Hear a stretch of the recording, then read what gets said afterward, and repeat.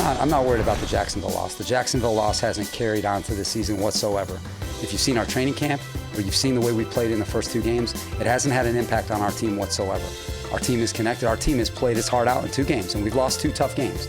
But it has nothing to do with the Jacksonville game. And if you ask anyone in our locker room, it has nothing to do with the Jacksonville game. And that's just the truth. It's a convenient storyline for you and for everybody else, but it's not the truth. We've lost 2 tough games, but the guys in that locker room, the men in that locker room, they are finishers and they have what it takes, and we're excited to prove ourselves. Yeah, we just lost a game in overtime, Jeff, so how do you think the mood is? How do you think the mood is? How do you think it is? It's tough. It's a tough group in there. There's a lot of pride in that room, okay? And we put a lot into this, and we got a good football team.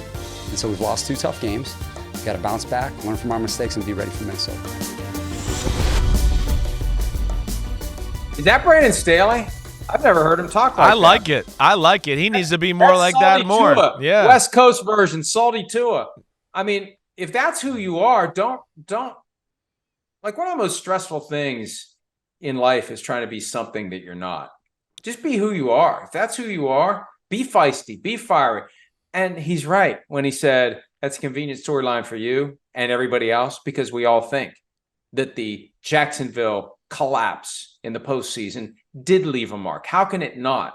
When you've already lived through the worst possible circumstances of a game that you had falling away from you, when it's closer than that, you're going to think, here it comes. That's the mindset. Here it comes. And you're trying to go out there and do your thing and execute your assignment and play to your best ability. But somewhere in the back of your brain, that wheel is spinning. Here it comes. Here it comes. Here it comes. Once you've gone through something like that, here it comes.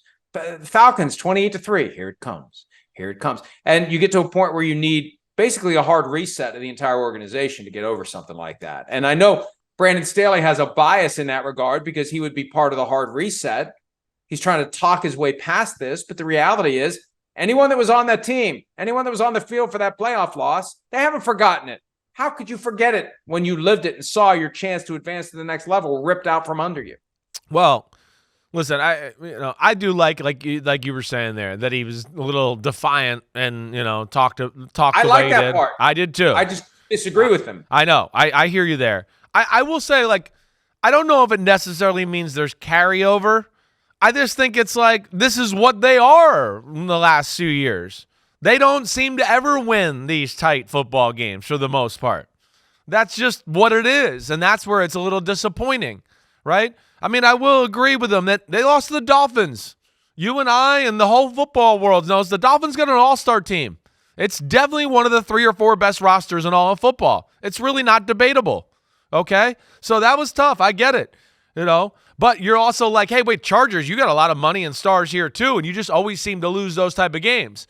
And then you go to Tennessee, and, we're both the big fans of Mike Vrabel and what they do, but you look at it and go, you're more talented than Tennessee. And then here you go, you're a defensive coach, and you got some defensive talent over there, and they've spent money and resources there, and the Tennessee offense has nothing as we look at it right now as far as firepower or anything like that, and you let up big plays to them. To a guy in Treylon Burke who we haven't seen make a big play really in his whole career, right? And they took advantage of that and lost to Tannehill in an offense that I think we all know is really probably NFL average and going to have to be managed and played a certain way and play defense and chew up the clock. So that's where, it's tough for the Chargers, Mike. It just seems like when it's these type of games, it's why people sometimes say Chargers doing Chargers type of things. It's just that's the feeling of them. Right. It's always something with the Chargers. So that's where it's tough. And frankly, look, all due respect to the Spanos family, very nice people, always nice when I encounter them, very helpful organization, great social media team with their schedule release video, but there's something missing in the organization. And at a certain point, it rises above coaching, front office. It goes all the way to the top.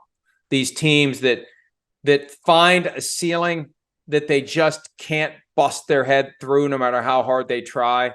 At a certain point, it's not just, oh, well, stuff happens. Yeah. At a certain point, there's something deeper. We've talked about that in the context of injuries. Right. But with the Chargers, If it's not injuries, it's something else. If it's not that, it's something else. If it's not this, it's something else. It's always something. So, panic meter, scale of 1 to 10.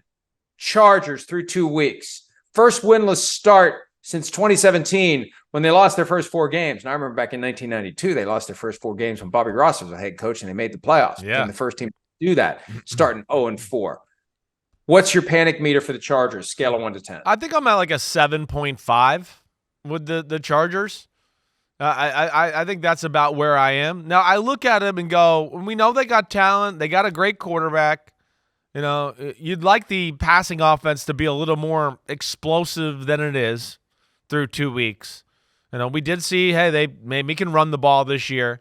But it's like we talked about, a defensive head coach who the defense doesn't seem to play up to its capabilities or what we expect with the talent, the money, and being a defensive head coach. Now, I don't want to count them out because they play your Vikings this week. I think they're more talented than your Vikings football team. They play the Raiders the week after that. Again, talent will be swayed to their side in that one too. So they can right the ship here. But yeah, I think it's more about this just seems to be always the thing with them. And so I'm giving a 7.5 on the Richter scale.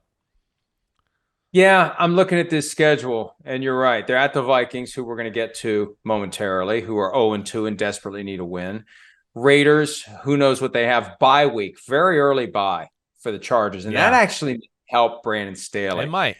Because I don't know that 0-4 and 2 weeks off is enough for him to be sent packing during the season. I think it would have been more like 0-6, 0-7, 0-8, 1-8, something like that. A later bye might have gotten him in greater trouble, but hey, look, owners are going to do whatever they do whenever they want to do it. But this is a tough schedule. They've got all the AFC East teams. They've got the Chiefs twice. I don't know what the Raiders and Broncos are going to be, but this is not an easy schedule by any stretch for the Chargers. So I'm with you.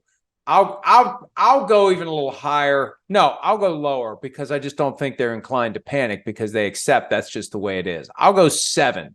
They should be higher, but they're probably at 7. And by the way, let me just say this. The preseason's over, people. They have this online schedule grid for every team. When you click on the schedule, you have to scroll past the 3 preseason games. Nobody gives a shit about the preseason games anymore. Take those off your schedule to make it easier for people to see what the hell your schedule is. Thank you. Hi, it's Mike Florio. Thanks for watching PFT on YouTube. Hit subscribe for the latest news and analysis from Pro Football Talk.